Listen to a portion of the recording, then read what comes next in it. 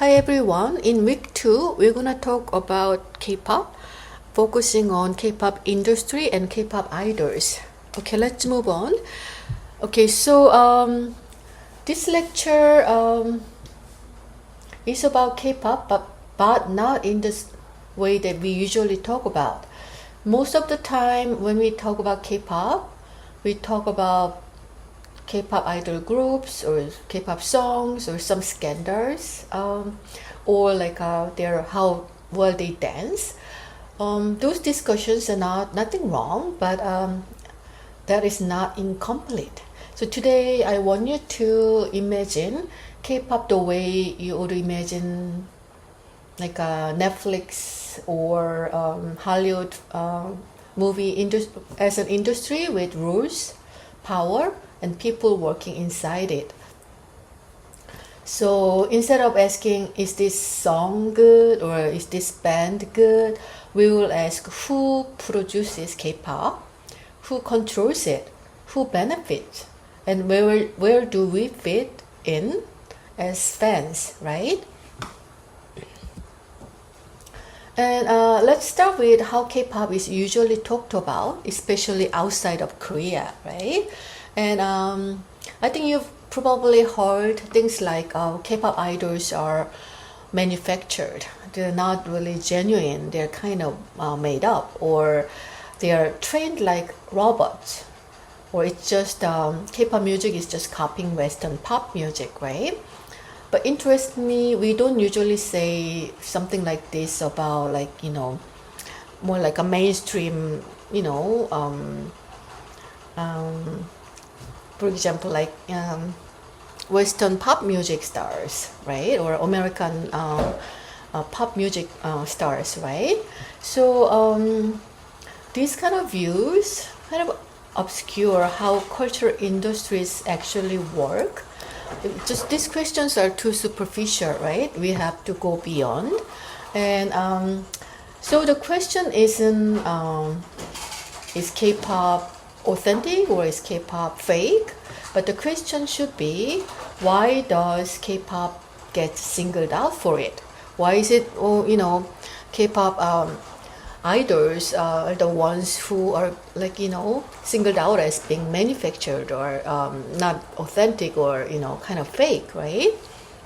But then we think of other Western pop music stars. Maybe some are kind of found, but there should be some sort of making of it, right? Even after they debut, it's not really just a natural or just authentic, or there should be some element of being packaged or being trained or being developed, or all this process of being made, right? But those are not really talked about, right? Okay, so then what is K-pop? So here is how we will define K-pop in this lecture. So K-pop not just as a music genre, but it is we are gonna define it as like a cultural production system designed for global circulation and consumption. And so think of a Marvel movies. There are creators of movies, right?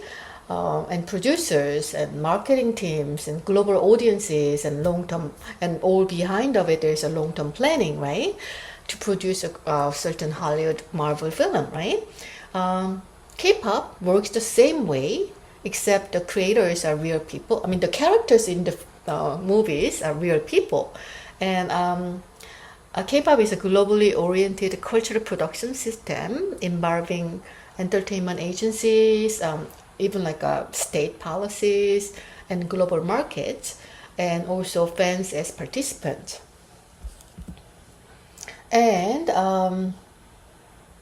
so then what does K-pop actually produce, right? Of course it produces songs and performances, including dance and everything, music and all that. That's the like a kind of physical product we can listen to or we can watch firsthand. But K-pop also produces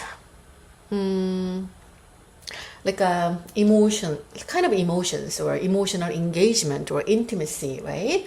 Or emotional attachment. Like the fans not only just enjoy K-pop music videos, but there are some especially fans, avid fans, they develop this emotional attachment, right? And if they belong to a fan club, they also feel this sense of belonging, and they start developing the social relationships among the fans, and also social relations between fans and idols, right? So so like for example, when idol goes and writes something on social media, then and then they may say like, oh, I'm thinking of you, did you eat today, how are you? Then it's not just a communication, right? But it's kind of an emotional production, right? And the fans buy into it and feel like, oh, the idol is caring, idol actually cares about me, right? Or some, they develop this emotional attachment, right? So that feeling, that sense of, that feel of like, oh, they care about me, actually becomes economic value, right? It doesn't end that like I feel like so close to them, or they care about me, I feel so good. It doesn't end there, right? They become, when they also buy the concert tickets, and they buy these goods and stuff, then it's like it becomes like translate to economic value, right? So here, for our first discussion, let's pause and connect this to your life, right? Think about like any YouTuber you follow, or any YouTube reality shows you watch, something like cooking competition. Nowadays, from Korea, this culinary class wars is very popular, or physical 100, or dating reality shows like Love After Divorce or Singles Inferno. These like reality shows or YouTubers that they film themselves, their everyday life and stuff. How much of what feels natural is actually planned? It's not organic. It's like a pre-planned, right? So those YouTubers or influencers, they could rehearse their everyday life. It's not really organic everyday life. They may pre-planned, right? And then those like reality shows on Netflix, they can kind of a script. They have a pre-script, and then that kind of to make it more interesting, to keep audience keep watching, right? So so my question is, many cultural products feel natural or spontaneous, right? But are carefully planned and managed, right? Can you think of some examples from your own media use, right? Other than the ones that I just mentioned. And if you know that those are not really natural, those are not really spontaneous, they're like a pre-planned, does knowing this change how you enjoy or support those, how you enjoy this media product? That's the first discussion question. Okay, so let's move on to the next slide. So now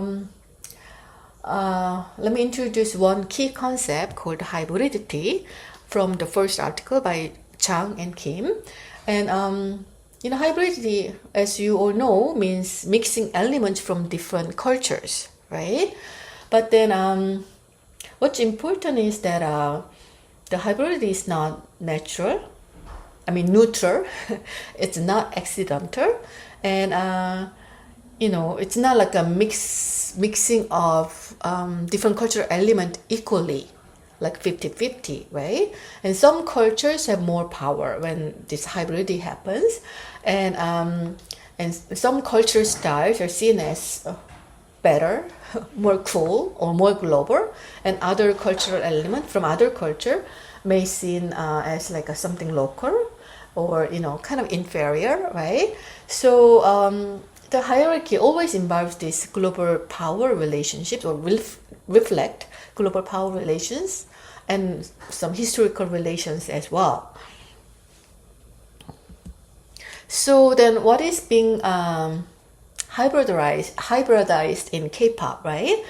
Because K-pop is like a very good example of hybridity of different cultural elements, right? So musically or musical style, it's Western pop, especially hip hop from the US, right? And like the training process or structurally the agency, like entertainment agency, these idol systems kind of originated from Japan, right? But in Korea it got further developed, right? And culturally, there's definitely these Korean ideas about like a teamwork, hardworking, hardworking. You have work ethics for hardworking and discipline, and also hierarchy, right? So this like a entertainment agency is sometimes seen as like a big family. So you obey the your boss or the agency president, as you kind of follow your parents. You're expected in a Korean family setting, right? So the kind of cultural element is also part of the entertainment agency culture for sure, and a lot of idols mentality. They just work hard until they make it, right? So but then the thing is, these different elements from different cultures are not copied one to one, right? These elements are selectively combined, and they're kind of assembled for global audiences. And think of K-pop as a remix, but a remix shaped by market expectations. And mixing cultures always involves choice, right? Why are English lyrics used in certain parts of the Korean K-pop music, right? Or why some songs have English lyrics and some songs don't, right? And the interesting thing about like English parts in Korean K-pop songs, some native speakers say, "Oh, that's wrong. How they use it there? That English is not right, not correct, right?" They may point out, but the thing is, this production of these songs, they know it's not correct, right? Maybe it is intentionally they put a kind of quote unquote like non-correct English in it, right? The producers are not only Koreans; it's like a global talent are involved in production of K-pop music. So some of them already know that how the English usage is not quite correct by certain standard, but it's they decide to use the particular non-correct English usage, right? But anyways, let me go back to, okay, yeah. So and why do some groups debut in the U.S. first instead of in Korea first, right? And why are certain body types or accents promoted, right? So all these choices. It's not accidental kind of a high mix of cultural element. It's not random. It's like a planned and it's chosen, right? This mix is chosen how to mix it, what to mix it, right? So if you kind of analyze these choices, you can kind of learn about global hierarchies or market demands or national interests, right? So which style of music is dominant in K-pop songs? Why did they choose this certain style of music? Because it's globally more recognized, or it's very high on the hierarchy in the like a music style hierarchy, if there is something like that, or because it sells better. What that is demand, the high demand in the global marketplace, things like that, right? So hybridity is creative, but it is also very strategic and political, right? And also K-pop is often called that, oh, it's just imitating, it's just a copying like a Western, music style, right? But let's compare, some Western let's think of hip hop, right? If non-African American Western singer maybe adopting the hip hop style versus like a Korean like idols adopting hip hop style, right? Then who gets more like a called upon like you're copying, right? So if why is K-pop labeled copying versus Western pop is labeled inspired, right? So is it all about music quality? Is it because K-pop idols cannot really do proper hip hop? Their hip hop is somewhat inferior to like a Western artist hip hop. Is it about the quality, or is it about who gets cultural authority? Like oh no, K-pop idols, you don't have authority to properly perform like a Western hip hop style music, right? Things like that, right? So before we move on, let me give you a real life, real example, right? When BTS debuted, especially in their early years, they're often like criticized for doing hip hop incorrectly, right? So some critics, both in Korea and internationally, said things like, "Oh, this is not real hip hop.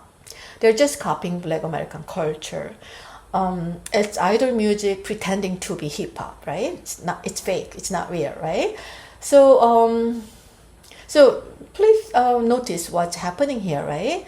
The issue is not just the musical style or not just how well they can do hip hop or not, but it's about like who is allowed to claim cultural legitimacy or who has this authority, right?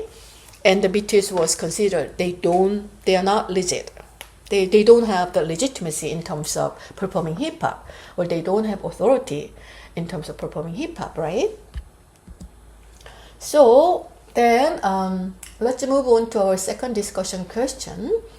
So what makes something feel creative to us? Who decides what counts as original and creative, authentic, and how does power influence these decisions, right? So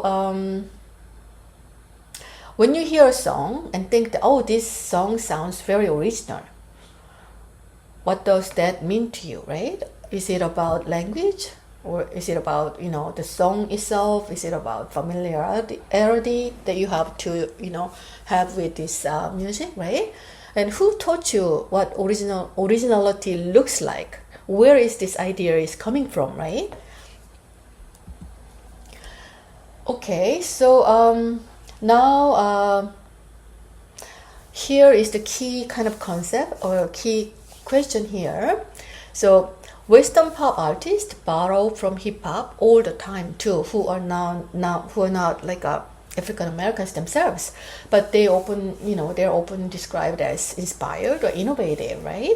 But when in contrast, when K-pop artists doing similar things, they are described as fake, right? So this difference is not about music quality. We talked about it, and it is about cultural hierarchy, and K-pop artists are kind of low on the hierarchy, so they have no authority to do the hip hop music properly, right? But if someone from top of the hierarchy, if they do hip hop, oh, you're so innovative, you're inspired, your music is inspiring, right? So and this is where Orientalism comes in, right? And Orientalism refers to the way Western societies have historically viewed Asian and non-Western cultures as exotic, artificial, or excessive, right? And here is an example you may recognize. When a Western pop star is carefully managed, we often describe them as professional or high quality.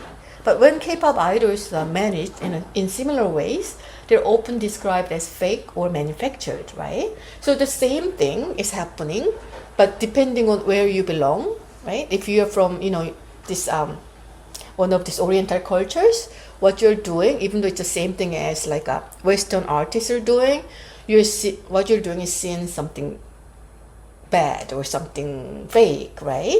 So that's like that also tells that Western pop becomes the invisible standard. That is the normal way, right? And K-pop becomes something that needs explanation. You're not part of standard. So what you're doing, you need to explain it. You have to show and you have to prove your music is legit. You can do it really well, right? So that's how Orientalism works, right? And this unequal way of singing cultures is what places K-pop lower in the global cultural hierarchies, or vice versa. Because K-pop is placed on the lower in the global cultural hierarchies, we develop this unequal way of singing as well, singing cultures as well, right? It's kind of mutually influencing each other. Okay, and now let's move from culture to politics. So, especially after the 1997 Asian financial crisis, the South Korean government began to treat culture as like economic resources, so that meaning that they can export it and they can make money, they can make dollars, right? So instead of just selling Hyundai cars, let's also sell these cultural products, Korean film, TV, dramas, shows, and popular music, right? And so K-pop became more than just entertainment. It became a form of not only just something you sell, but also it's form of like a national branding and soft power. So through K-pop, like a Korean government wanna kind of advertise Korea as like a fascinating country, right? They wanna have a good brand, a nation image of the nation through promoting K-pop, right? And that's the definition of soft power. It's not like a military power, but other people recognize your culture as something cool and something desirable, then that culture has soft power, right? So just as Hollywood often represent the United States globally, the K-pop now represent Korea on the world stage. And so what does then the Korean government environment actually look like, right? So Korean government has supported K-pop through overseas promotions, global cultural events, or policy language celebrating K culture. They are putting K to everything, K culture, K something, right? But however, government tends to highlight successful outcomes, such as global tours or chart rankings. But what receives less attention are like a failed trainees, or unstable labor conditions, or like everyday industry inequalities. Those like a dark side of K-pop or K-culture, cultural industry has not gotten a lot of attention by the, in terms of the government intervention or environment, right? So in other words, the state promotes the image of success while the risk remain largely invisible. So some may ask, like, if the government supports K-pop, why not protect idols better, right? So then the problem is enforcement, right? Contract, those between the agencies and the idol trainees, the contract are written by private companies, right? Not by the government, right? And some sort of legal protections exist, but young trainees often lack the power to challenge them. So, for example, if a trainee complains about unfair treatment, they may be told that they're simply not, they will not have any chance to debut, right? So as a result, the protection often happens after scandals, not before harm occurs. And so we can say K-pop is a high-risk industry. The entertainment agencies invest large sum of money in trainees over many years. It's a very expensive endeavor. However, only a very small number of idols can debut and succeed, right? So most trainees never debut, or they just debut briefly and just disappear forever, right? So this means that the risk is pushed downward onto young performers who have already invested years of their lives, right? Entertainment companies invest money to train them, but they often don't go to school. They just get trained all the time. So it's like investment of their young lives, right? So then when comparing K-pop idols with US pop music stars or artists, what similarities and differences do you notice in how their careers are developed and sustained, right? Rather than deciding whether one system is better or worse, think about how visibility, risk, and creative control operate across different cultural industries between Korea and the US pop music industries, okay? Okay, then let's move on to K-pop idols. The K-pop idol parts are based on the Stephanie Cho's second article for today, right? So, so far we've discussed the systems and structures, industries, right?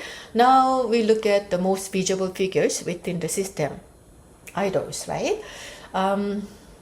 Idols are not outside of the industry. They are its most visible workers in the K-pop industry, right? And understanding idols requires understanding the system around them. So that's why we have talked about the industry as a system. But then let's now focus on the idols themselves, right? So K-pop idols, who are these K-pop idols, right? They're not only a singer or dancer, or singer and dancer at the same time. They're like performers, right? Of course, performing music, but they're also at the same time they're public figures.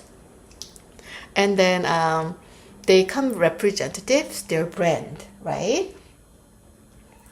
So they're expected to, of course, perform well, sing and dance well, but they're also expected to speak carefully, right? Or even like their text message, whatever, they have to be very careful, right? And they are expected to behave appropriately, and also they're expected to maintain a consistent, good image, right? Because they're public figure, and also they represent their brand image, right? So, you know, they must manage their skills, their images, and their personalities. Okay, so in K-pop, idols themselves become media commodities. So commodity is something that you sell. It's something tangible thing that you sell in exchange of money, right? But idols themselves are kind of commodities, right? Their bodies, their personalities, even like, you know, their daily lives, their content, and you know, even the moments that feel authentic, such as emotional live streams or behind the scene videos, are shaped by expectations and industry standards, right? It's not just whatever naturally happening, but it's all like shaped or influenced by the expectations and industry standards, right? So we're not saying authenticity disappears, but authenticity becomes managed and marketable, right? That's the authenticity we can find in K-pop music, and this lead us to this affective labor, right? So affective labor refers to work what produces emotional experiences, right? So idols are expected to comfort fans, give some sort of comfort, and express gratitude to their fans. You have to thank them, right?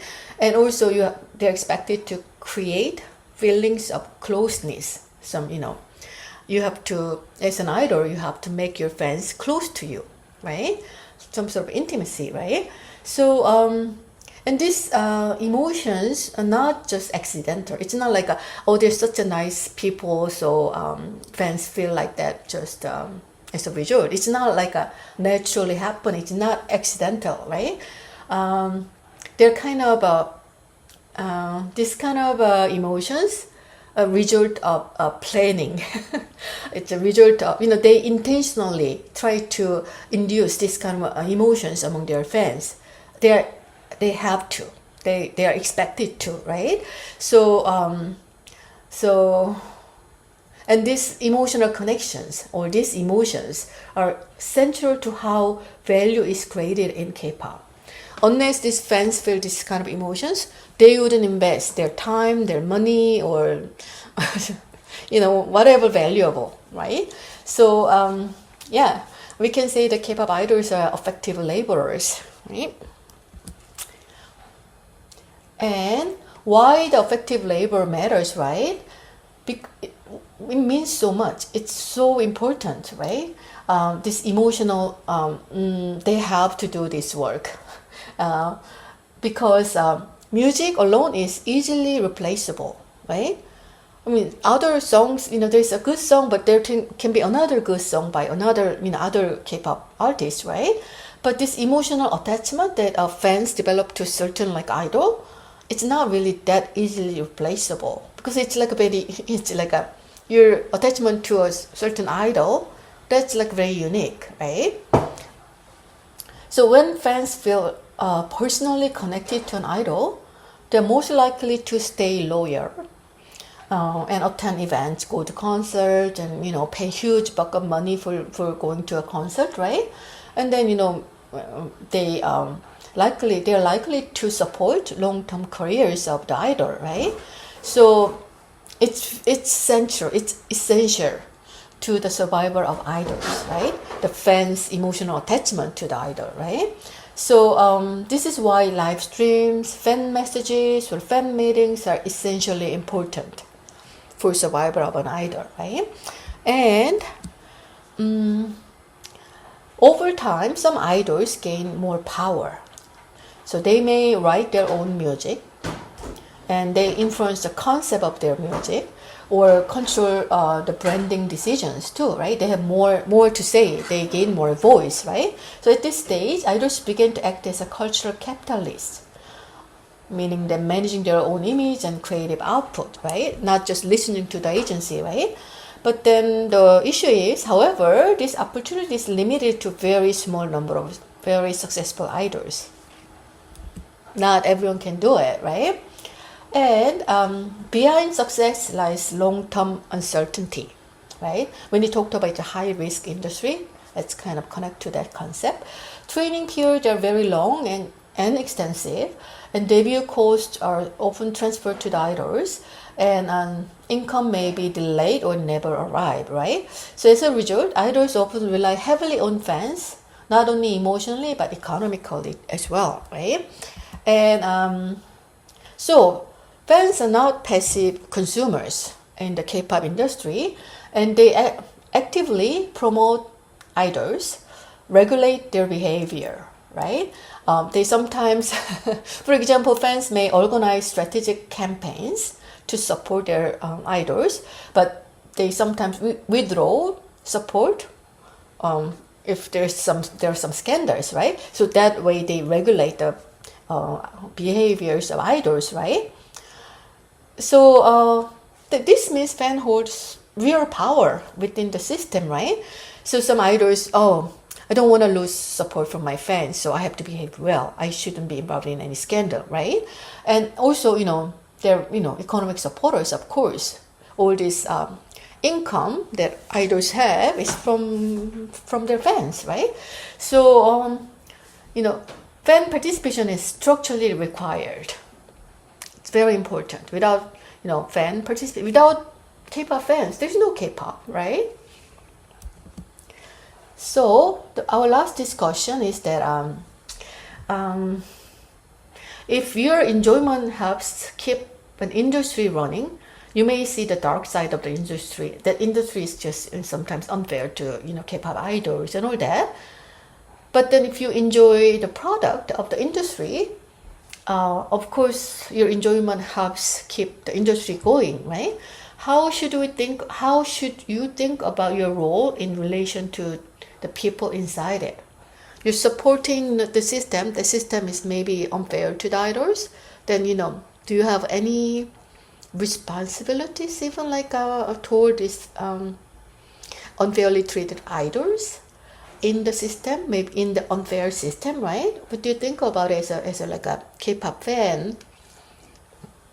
that is the last discussion question, right? So this is the it for the lecture today, and I hope some the lecture and the discussions questions may help you think about K-pop in a different angle, or like maybe give a chance give you a chance to kind of develop a kind of deeper understanding of how K-pop industry works, and the position of the K-pop idols in the industry, and the position of fans in the industry, right? So please please pick one